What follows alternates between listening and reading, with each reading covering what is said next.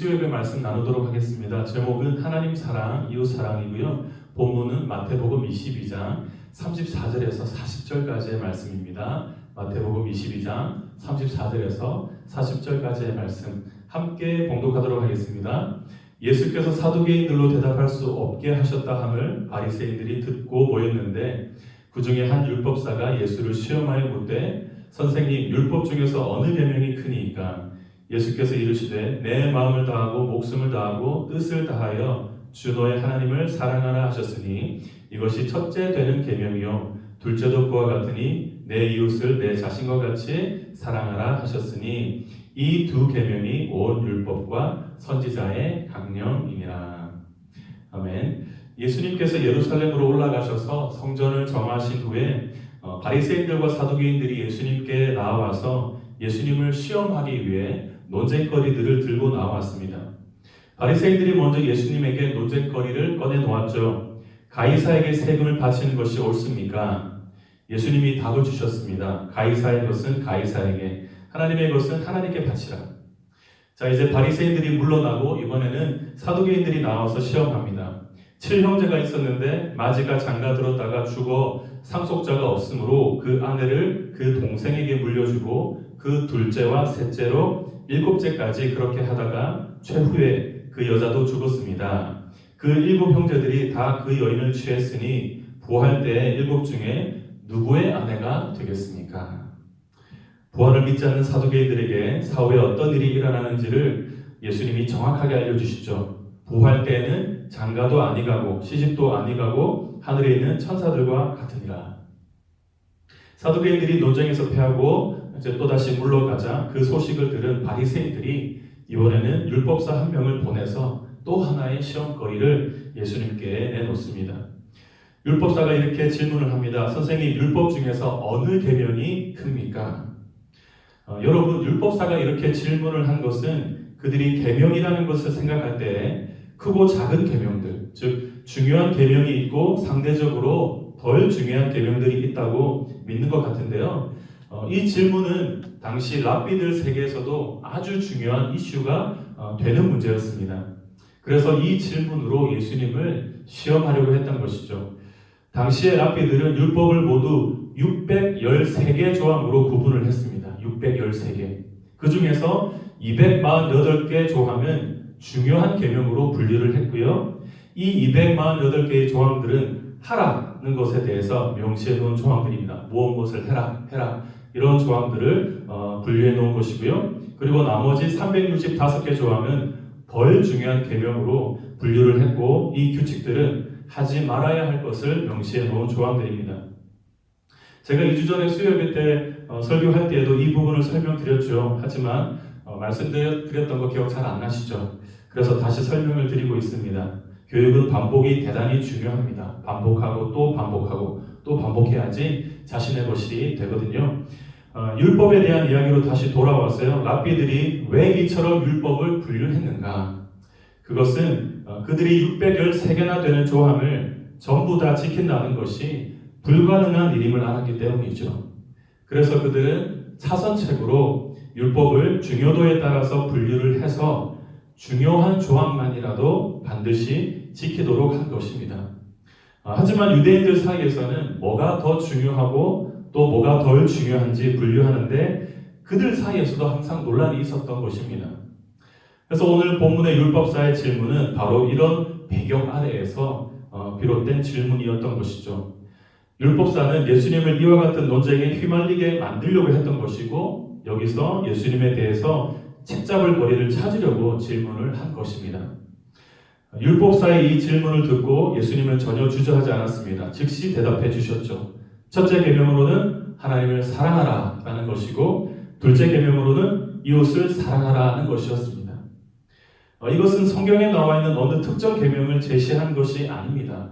이 두 가지 계명은 바로 구약 성경의 모든 율법을 관통하는 계명이고요. 율법의 근본 정신을 나타내는 계명이었습니다. 더 나아가서요. 예수님께서 제시하신 이 두 계명은 사랑이야말로 모든 율법의 완성이라는 사실을 우리에게 말씀하고 있습니다. 결국 이와 같은 예수님의 말씀은 사랑이 없이 율법만 준수하는 것은 근본 정신은 온데간데 없고 종교적인 허울뿐이라는 것을 우리에게 경고해 주고 있습니다. 여러분, 오늘 말씀에서 두 가지를 잠깐 살펴보려고 합니다. 첫째는 하나님을 사랑하되 전인격적으로 사랑해야 한다는 것입니다. 자, 저를 따라서 한번 고백하시겠습니다. 하나님을 사랑하되 전인격적으로 사랑해야 한다. 37절에 보면 율법사의 질문에 답하시기 위해서 예수님은 신명기 6장 5절의 말씀을 인용하시는데요. 신명기 6장 4절에서 5절을 함께 보시면 제가 읽어드리겠습니다. 이스라엘아 들으라. 우리 하나님 여호와는 오직 유일한 여호와시니 너는 마음을 다하고 뜻을 다하고 힘을 다하여 내 하나님 여호와를 사랑하라 라고 말씀하십니다. 예수님은 이 말씀이 가장 첫째 되는 계명이라고 하십니다. 신명기 6장의 이 말씀은 이스라엘 백성들이 하나님을 어떻게 사랑해야 하는지를 규정해 놓으신 말씀이죠.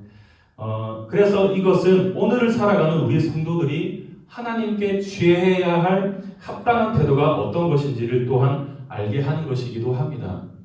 오늘 본문에 보면 이 원문은요, 사실 하나님을 사랑하라라는 말로 먼저 시작합니다. 하나님을 사랑하라. 그런데 어떻게 사랑하라는 말인가? 그 뒤에 이어서 내 마음을 다하고 목숨을 다하고 뜻을 다하여 그렇게 하라라고 명시되어 있는 것이죠.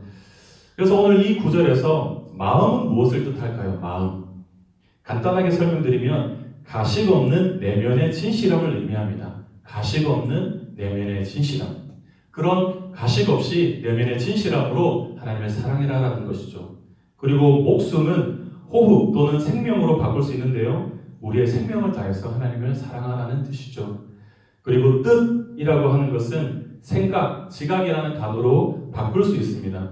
모든 생각을 다해서 또 모든 지각을 다해서 하나님을 사랑하라는 것이죠.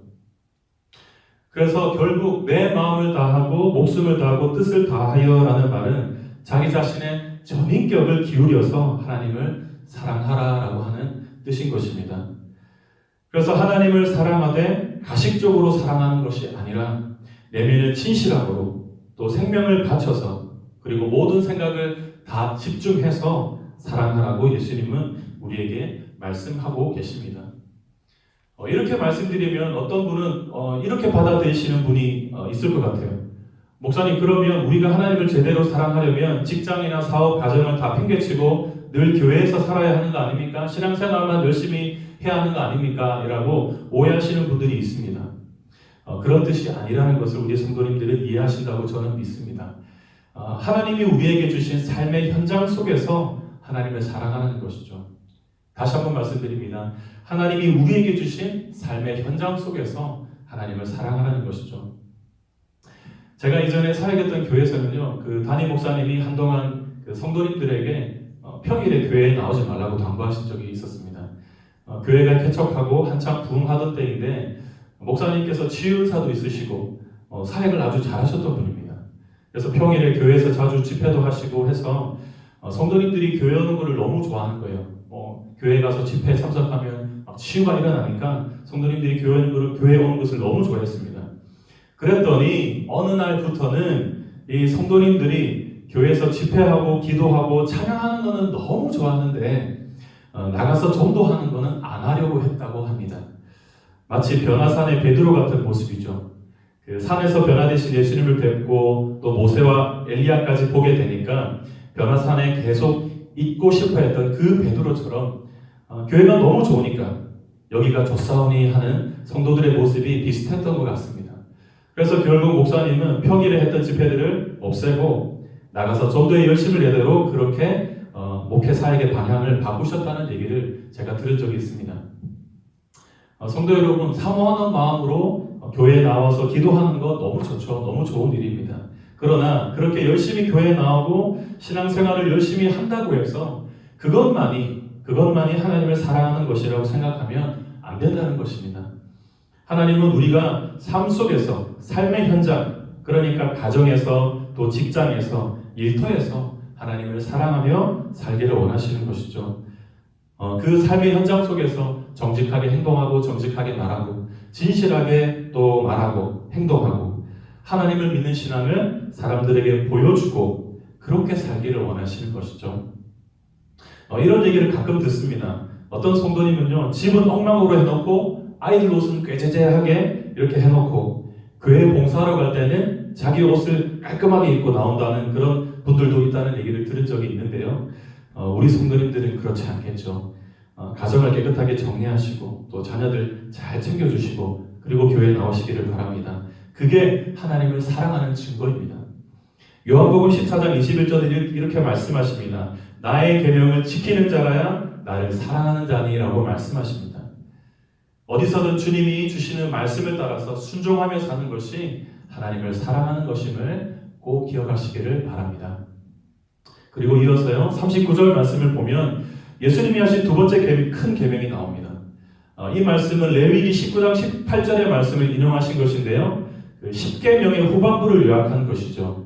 지난번 설교에 제가 말씀을 드렸던 것처럼 10계명의 전반부, 그러니까 1계명에서 4계명까지는 하나님과 관계된 말씀입니다.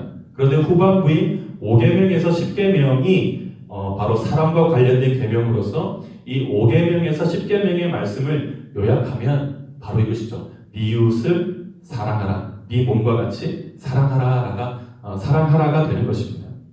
그래서 39절에 보면 그와 같으니라는 표현이 있는데요. 이것은 첫째 계명과 둘째 계명, 즉 하나님을 사랑하는 것과 이웃을 사랑하는 것이 동등하게 중요하다는 것을 의미합니다. 첫째 계명이 더 크다는 것을 이야기하는 게 아닙니다. 첫째 계명이 중요한 것처럼 똑같이 둘째 계명도 중요하다는 것을 예수님은 우리에게 이야기해 주십니다. 여러분, 이웃을 사랑한다는 말은 결국 뭐냐? 우리 자신이 하나님을 사랑한다라고 하는 증표가 되죠. 그래서 이 사실을 꼭 기억하시기를 바랍니다. 특히 저는 5번째 계명인 부모를 공경하라는 말씀에 잠깐 이 시간에 집중하고 싶은데요. 그 신약에서 바리새인들은 이렇게 얘기하죠. 하나님께 의무를 다하다 보면 사람에게 특히 부모님에 대한 의무를 소홀히 할 수 있다라고 가르쳤습니다. 그래서 마가복음 7장에서 이런 바리새인을 예수님이 책망하시면서 말씀하십니다.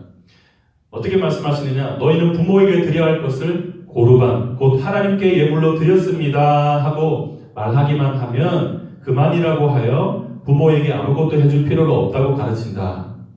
너희는 그와 같은 저통으로 하나님의 말씀을 헛되게 했다. 이렇게 예수님이 책망하시면서 꾸짖으시면서 말씀하셨죠.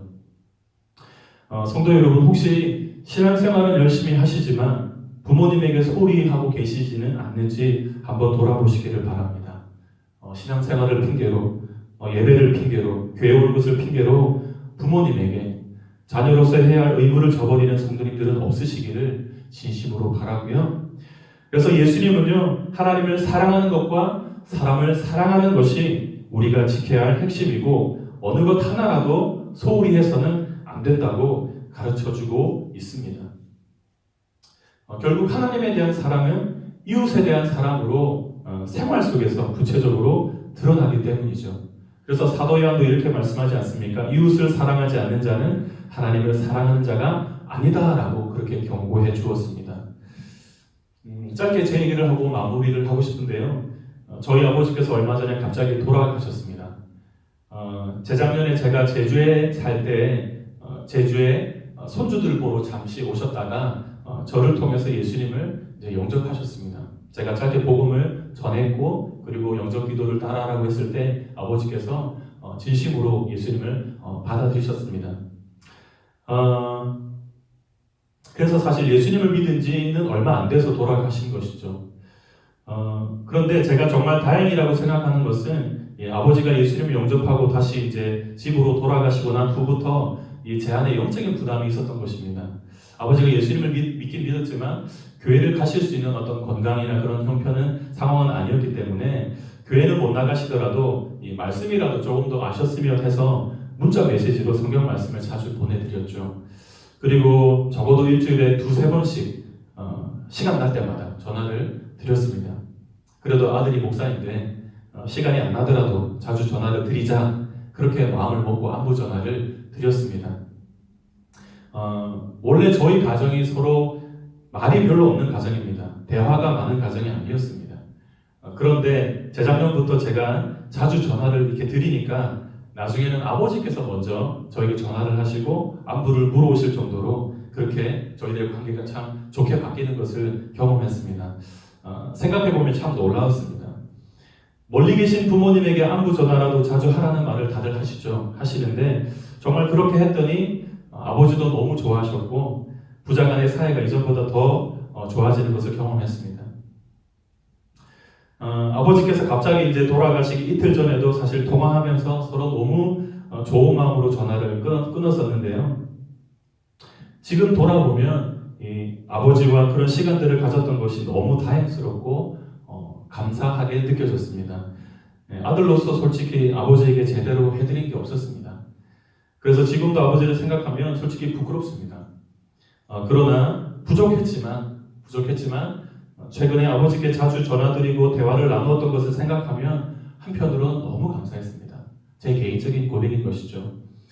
이것은 주님께서 주셨던 영적인 부담감 때문이기도 했고요. 결국 아버지를 섬기도록 하나님이 제게 감동을 주셨기 때문에 이렇게 저희 부자지간의 어떤 관계가 더 돈독해지고 좋아졌다고 저는 믿고 있습니다. 아주 작은 것이긴 하지만 성실하게 아버지에게 해드렸던 것이 아버지의 입에서 결국 하나님께 감사하다는 고백이 흘러나오게 했던 것 같습니다. 사랑하는 성도 여러분, 말씀을 맺겠습니다. 하나님을 사랑하는 것과 이웃을 사랑하는 것은 하나님에게 똑같이 중요한 계명이라는 사실을 꼭 기억하시기를 바랍니다. 정말 하나님을 진심으로 사랑하는 마음이 있으면 이웃을 향한 사랑도 자연스럽게 흘러나오게 됩니다. 우리 신광교회 안에 하나님 사랑과 이웃 사랑하는 마음이 가득 넘치기를 진심으로 축원합니다. 우리 함께 기도하시겠습니다. 사랑이신 하나님 아버지, 오늘 예수님께서는 율법사에게 첫째 되는 계명이 있고 둘째 되는 계명이 있다. 하나님을 사랑해라, 그리고 이웃을 사랑해라 라고 말씀하셨습니다. 그러나 결국 하나님을 사랑하는 것과 이웃을 사랑하는 것은 동일하게 중요하다고 예수님은 말씀하셨습니다. 사랑의 하나님, 그래서 이 시간에 기도합니다. 우리 안에 하나님을 정말 뜨겁게 사랑하는 마음을 부어주시옵소서. 가식 없이 내면의 진실함으로 하나님을 사랑하게 해주십시오.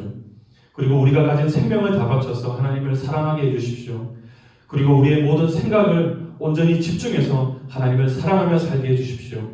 그렇게 하나님을 사랑할 때 자연스럽게 이웃에 대한 사랑이 흘러넘칠 줄 믿습니다. 하나님을 사랑한다고 하면서 부모님을 공경하는 것을 뒷전으로 하고 있지는 않는지 돌아보기를 원합니다. 또 신앙생활 열심히 한다고 이웃의 어려움을 외면하고 있지는 않는지 돌아보기를 소망합니다. 사랑의 하나님 사랑과 이웃 사랑을 언제나 실천하며 살아가는 저희가 되게 하여 주시옵소서. 큰 사랑이나 큰 것을 주려 하기보다 작지만 성실하게 주님이 주신 마음을 가지고 주님이 주시는 거룩한 부담감으로 내 옆에 형제와 자매, 부모님을 섬기는 우리의 삶이 되게 하시고 내 옆에 직장 동료, 내 옆에 이웃과 화평하게 지내고 도움을 주며 살아가는 우리 신광교회 모든 성도님들 되게 하여 주시옵소서. 사랑이 많으신 예수님의 이름으로 기도드립니다. 아멘.